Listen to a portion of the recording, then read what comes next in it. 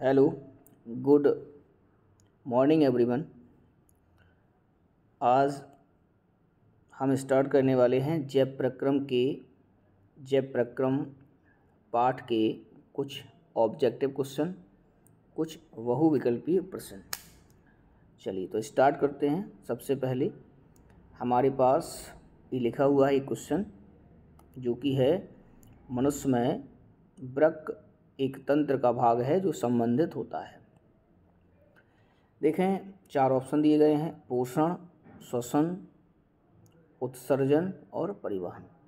इस क्वेश्चन में हमसे ये पूछा जा रहा है कि आपको ये बताना है कि जो मनुष्य है उसमें जो वृक्क मतलब किडनी है ना, वृक्क को हम लोग क्या कहते हैं बेटा? वृक्क को हम लोग एक नाम देते हैं, है ना, वृक्क को हम लोग एक नाम देते हैं। और वृक्क मतलब क्या होता है बेटा? वृक्क मतलब होता है, ये वृक्क का मतलब होता है यहाँ पर, है ना, ये वृक्क का मतलब क्या होता है? किडनी, है ना। तो यहाँ पर ये वृक्क का मतलब क्या होता है? किडनी, है ना, किडनी। ठीक है, इसे बेटा अपन गुर्दे भी कहते हैं, गुर्दा या गुर्दे, है ना, गुर्दे।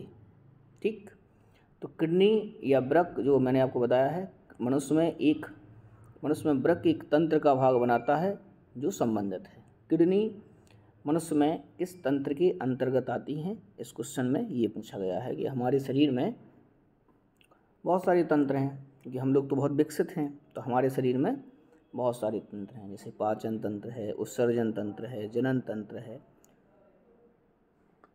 परिसंचरण तंत्र है, और भी बहुत सारे तंत्र हैं। तो उसी में से हमसे क्वेश्चन पूछा गया है कि मनुष्य में वृक्क एक तंत्र का भाग है जो संबंधित होते हैं। बताना है कि वृक्क किस तंत्र में आते हैं। तो मैंने आपको बताया था कि किडनी से हम लोग बेटा क्या करते हैं? किडनी हमारे शरीर में उत्सर्जन के लिए है। क्या है? किडनी हमारे शरीर का एक प्रमुख उत्सर्जी अंग है। उत्सर्जी, है ना, उत्सर्जी अंग है। अब जब उत्सर्जी अंग है तो इसका मतलब है कि ये किडनी जो है वो हमारे शरीर में एक क्रिया करती है जिसका नाम होता है उत्सर्जन। क्या नाम होता है? जिसका नाम क्या होता है? उत्सर्जन, है ना। तो आपको याद रखना है कि किडनी जो है, वृक्क जो है, जिसे आपने क्या कहा? जिसे आपने किडनी कहा, है ना, किडनी, किडनी। इसी का एक नाम अपन ने क्या दिया? गुर्दा या गुर्दे, है ना, गुर्दा या गुर्दे। चलिए, तो किडनी क्या करता है हमारे शरीर में? कैसा अंग है? उत्सर्जी अंग। क्या है? किडनी कैसा अंग है बेटा? उत्सर्जी अंग। अब उत्सर्जी अंग है तो क्या करता है ये उत्सर्जन में मदद करता है। काय में? उत्सर्जन। ठीक, तो देख लीजिए, इसमें से जो भी ऑप्शन आपका आ जाए, जहाँ उत्सर्जन मिल जाए वही अपना ऑप्शन सही हो जाएगा। चलते हैं, देखते हैं तो फिर से क्वेश्चन। मनुष्य में वृक्क एक तंत्र का भाग है जो संबंधित होता है पोषण से, श्वसन से, उत्सर्जन से, परिवहन से। तो आपका यह आंसर आ गया उत्सर्जन से, मतलब ऑप्शन नंबर सी, है ना, लिखा हुआ भी है ऑप्शन नंबर सी, उत्सर्जन से। क्लियर है? तो ये किडनी जो है हमारे शरीर में वेस्ट मटेरियल्स को मूत्र के साथ निकालने में मदद करती हैं, मूत्र का फॉर्मेशन कराती हैं। ठीक है, तो ये हो गया आपका एक पहला क्वेश्चन। चलिए, अब बेटा यहाँ से क्वेश्चन और पूछ लिया जाता है ना, यहाँ से क्वेश्चन और पूछ लिया जाता है आपसे। एक क्वेश्चन यहाँ से और पूछ लिया जाता है कि सर ये बताइए कि जो किडनी है, किडनी जो है उसकी इकाई को हम क्या कहते हैं? मतलब जो वृक्क है, उस वृक्क की, उस किडनी की, किडनी, है ना, ये लिखा है किडनी, इस किडनी की इकाई को हम लोग क्या कहते हैं? किडनी जो है उसकी इकाई को हम लोग क्या कहते हैं? किडनी की जो इकाई होती है या किडनी की जो यूनिट होती है, उस यूनिट को हम लोग क्या कहते हैं? तो वृक्क या किडनी की इकाई जो होती है बेटा, उसको हम लोग एक नाम देते हैं, है ना, उसको हम लोग क्या नाम दे देते हैं? उसको हम लोग एक नाम देते हैं, और वो नाम है क्या? वो नाम है नेफ्रॉन। क्या नाम है बताइए? क्या नाम है बेटा? नेफ्रॉन। नेफ्रॉन को हम लोग एक और नाम देते हैं, इसको हम लोग कहते हैं वृक्क नलिका। वृक्क नलिका, नेफ्रॉन। ये क्वेश्चन और बन जाता है यहाँ से, किडनी की इकाई को क्या कहते हैं, गुर्दे की इकाई को क्या कहते हैं, है ना। किडनी या गुर्दे की इकाई या वृक्क की इकाई, है ना, क्या कहते हैं इसको, किडनी या वृक्क की इकाई क्या कहलाती है, क्या कहलाती है बताइए, वृक्क की इकाई क्या कहलाती है, द यूनिट ऑफ किडनी, वृक्क की इकाई क्या कहलाती है, क्या कहलाती है बताइए, वृक्क की इकाई क्या कहलाती है, नेफ्रॉन। क्लियर है, गुर्दे की इकाई को क्या कहते हैं, नेफ्रॉन। ये क्लियर हुआ बेटा क्वेश्चन आपका। अब हम फिर से आगे बढ़ते हैं और पहुंचते हैं क्वेश्चन नंबर 2 पर, है ना। क्वेश्चन नंबर 2 पर हम लोग पहुंचते हैं और क्वेश्चन नंबर 2 को देखते हैं क्या है। क्वेश्चन नंबर 2 है बेटा कि पादप जल में या पादप में क्वेश्चन फिर से दिया गया, दूसरा क्वेश्चन है, क्वेश्चन नंबर 2 है, पादप में जाइलम उत्तरदायी होता है या जाइलम का मुख्य कार्य होता है। किसमें पूछा गया, ये क्या पूछा गया, ये पूछा गया पादप में जाइलम उत्तरदायी है या पौधों में जाइलम का मुख्य कार्य क्या है। ये यहाँ से क्वेश्चन पूछा गया, क्वेश्चन नंबर 2 है।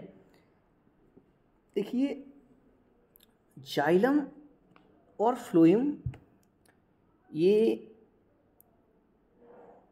पौधों के ऊतक हैं, पौधों के ये संवहन ऊतक हैं। ऊतक 3 प्रकार के होते हैं बेटा, कौन कौन से, सरल, या अगर और अंदर से हम चलें तो हमारे पास ये हमें पता चलता है कि ऊतक जो हैं वो एक होता है विभज्य ऊतक, एक होता है स्थायी ऊतक। जो स्थायी ऊतक होते हैं वो 3 प्रकार के हैं। सबसे पहला होता है सरल स्थायी ऊतक,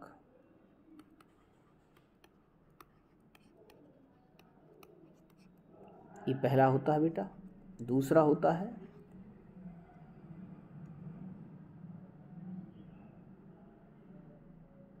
जटिल स्थायी ऊतक और तीसरा होता है बेटा विशिष्ट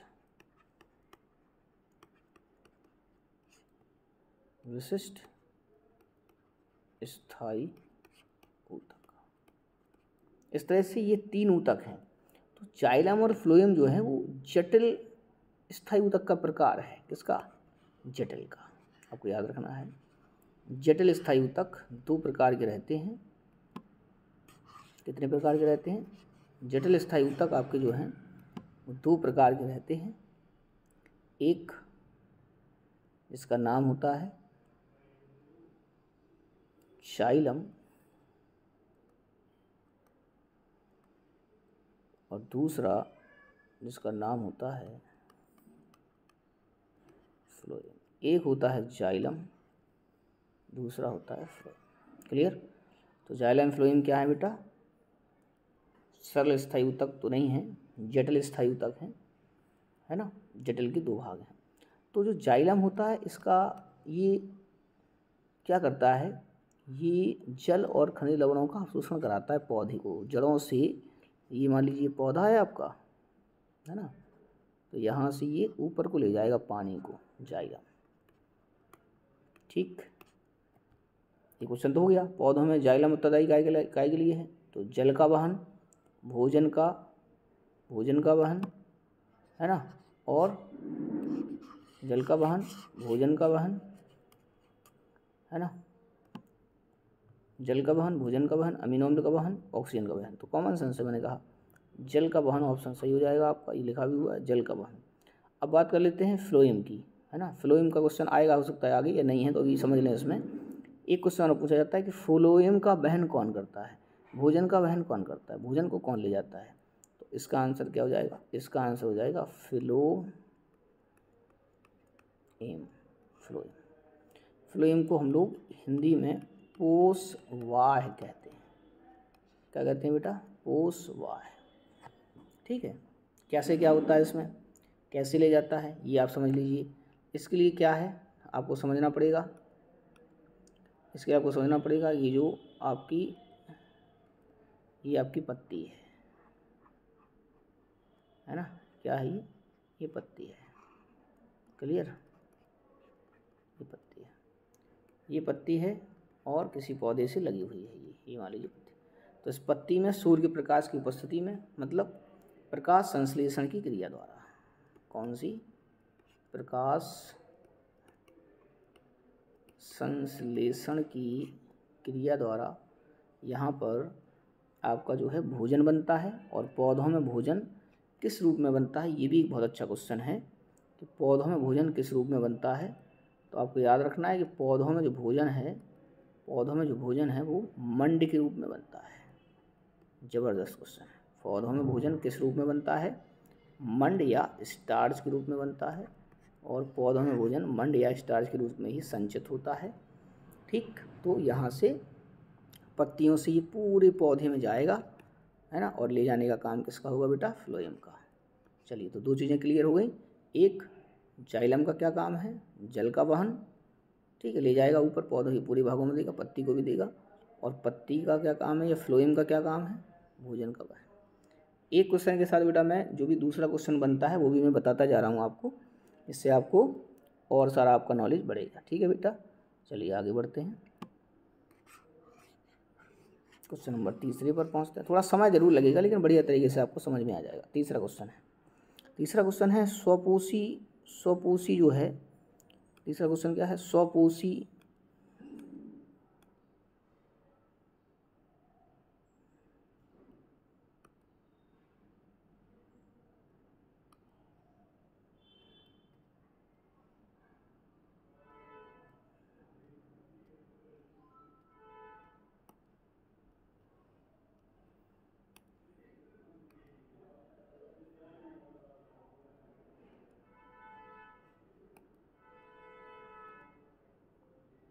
चलिए स्वपोषी की बात कर लें। तीसरा क्वेश्चन क्या है, तीसरा क्वेश्चन है आपका यहाँ पर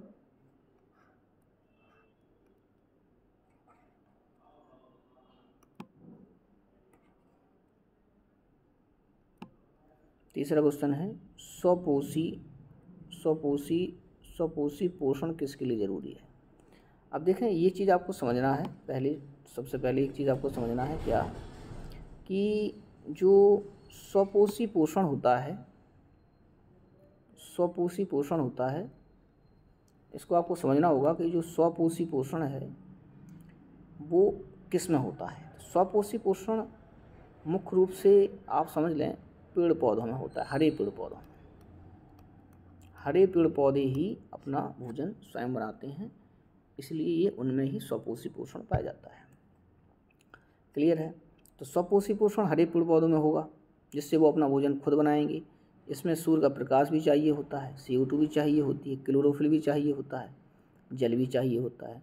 तो स्वपोषी पोषण के लिए क्या CO2 चाहिए, बिल्कुल चाहिए। क्या क्लोरोफिल चाहिए, बिल्कुल चाहिए। पत्ती का हरा होना जरूरी है। क्या सूर्य का प्रकाश चाहिए, बिल्कुल चाहिए। अब जल नहीं दिया इन्होंने, लेकिन कह रहे हैं या ये सभी चाहिए, बिल्कुल चाहिए। ये सभी, और कोई ऑप्शन हो नहीं सकता, ये सभी ऑप्शन हो जाएगा, है ना। मतलब सीधी सी बात है। अगर मैं आपको बताऊं कि स्वपोषी पोषण 6CO2 प्लस 6H2O या 12H2O arrow C6H12O6 plus 6O2, ये तो हो जाएगा आपका। अब एक चीज़ तो प्रकाश संश्लेषण में चाहिए कार्बन डाइऑक्साइड, दूसरा चाहिए जल, है ना। तीसरी चीज़ आपको चाहिए यहाँ सूर्य का प्रकाश होना चाहिए, इसकी उपस्थिति होना चाहिए सूर्य के प्रकाश की, सनलाइट की, है ना, यहाँ पर। और एक क्या, पर्णहरिम होना चाहिए।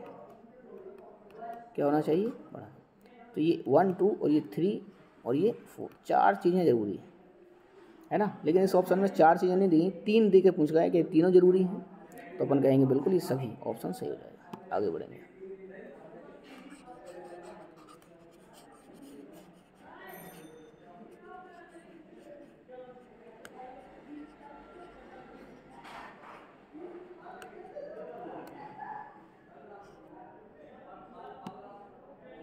आगे बढ़ते हैं।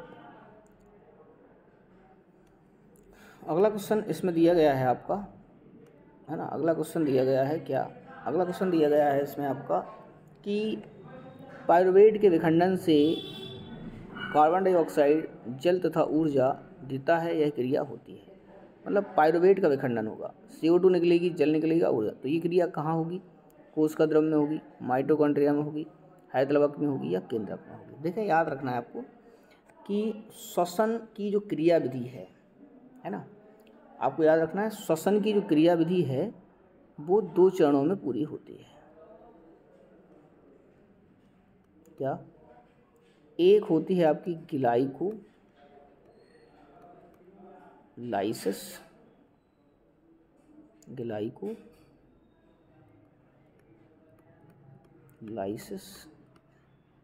और दूसरी आपकी होती है, ये आपकी होगी ग्लाइकोलाइसिस, है ना।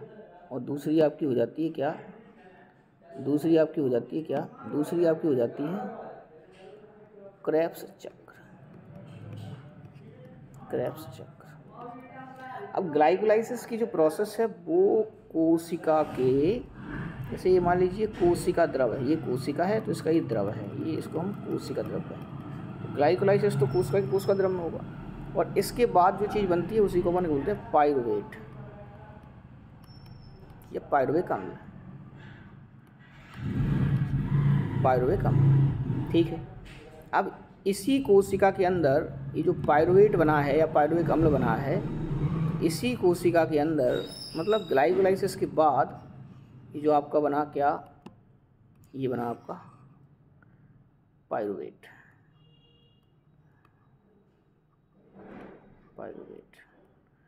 ये कोशिका के कोशिकांग, जिसे हम लोग क्या कहते हैं, माइटोकॉन्ड्रिया,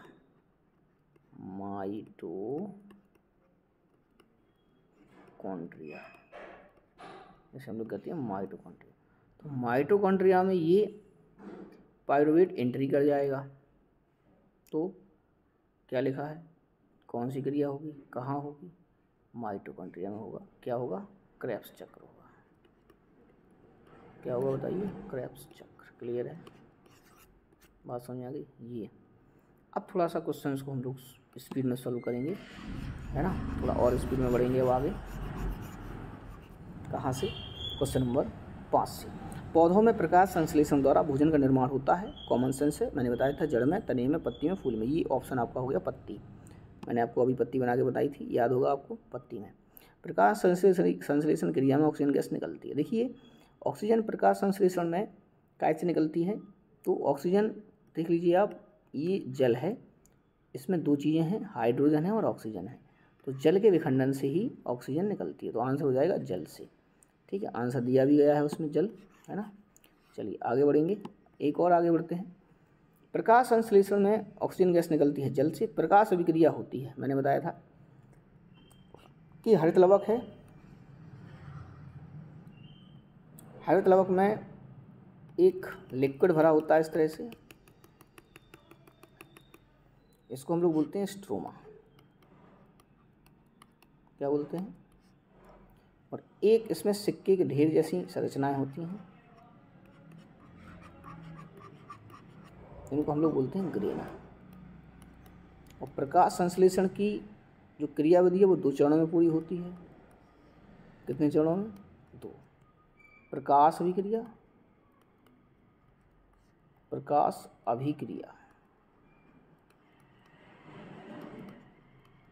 और दूसरी होती है अंधकार अभिक्रिया, डार्क रिएक्शन। तो प्रकाश संश्लेषण की प्रकाशीय अभिक्रिया हरितलवक की ग्रेना में होती है यहाँ, और डार्क रिएक्शन, अंधकार अभिक्रिया हरितलवक के स्टोमा में होती है, मतलब इस लिक्विड में। क्लियर है? तो आंसर क्या आ जाएगा? बताइए, आंसर क्या आ जाएगा? आंसर आ जाएगा आपका हरितलवक के ग्रेना में। देख लीजिए, हरितलवक के ग्रेना ऑप्शन लिखा हुआ है, हरितलवक के ग्रेना में। क्लियर है? हरितलवक के ग्रेना में, ये आप समझ लिया है आपने, बढ़िया तरीके से समझ में आ रहा होगा आपको। अब हम आगे बढ़ते हैं, और ये आगे बढ़ते हुए हम लोग देखते हैं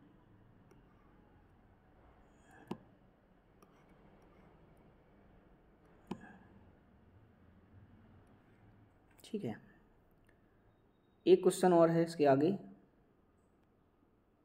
ये आप देख सकते हैं, इसके आगे एक क्वेश्चन और है, ये क्वेश्चन ये क्वेश्चन ये क्वेश्चन देख लीजिए, क्लियर है, ये क्वेश्चन आ गया। चलिए देखें, ये क्वेश्चन है कि प्रकाश संश्लेषण क्रिया का अंतिम उत्पाद क्या है। देखिए मैंने बताया था प्रकाश संश्लेषण की क्रिया के बाद C6H12O6 क्या बनता है, मंड या शर्करा या स्टार्च।